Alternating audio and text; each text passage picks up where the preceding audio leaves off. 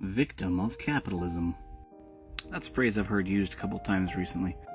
Now, capitalism is just the voluntary exchange of goods and services between people. A voluntary exchange which benefits both sides. I'm going to exchange some apples, and you're going to give me some leather, or something to that effect. The money aspect of it is just, it's a lot easier to exchange money than always have goods on hand. And the word capitalism is just the word that Marx coined to kind of label the whole thing. So it's not even a word that we use to describe it ourselves. Before him, it was just free market, laissez-faire economics. And really, it's just a lack of any other system. It's not socialism, it's not fascism, it's not anything else. It's just me dealing with others cordially, voluntarily exchanging services.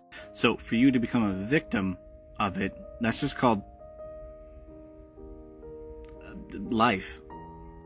Now, what we have today with the corporations manipulating government through all these regulations and coming down on you, and then they get more power, and kind of through that they form monopolies, that's not capitalism. That's corporatism or crony capitalism.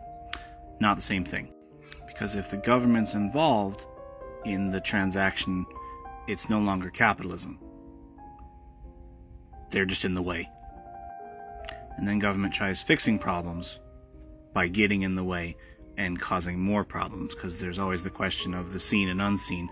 They always try to come out with an outcome by taking money or giving money here, but it actually just throws a wrench in the system and causes more problems everywhere else. So if you want to claim yourself as a victim of crony capitalism, the answer is to get the government out of the way. So it is just an exchange of goods and services between you and someone else. Even your labor. You exchange your labor to be paid for that. That's a capitalist exchange of goods and services. You're providing a service and you're getting paid for it when you go to your job. Now, the only legitimate reason for government in any part of this is to just help to ensure the rights of the individuals are kept and maintained. So if someone does wrong you in the process of all this, you then are a victim of that wrong, and the government can provide a recourse for that through the court system, judicial things. But that upholding of individual rights is the only legitimate purpose of government. Not regulating the economy, regulating everything. That's not the government's place to do in a capitalist society, which we were intent on being, but things have gotten in the way. I call it government.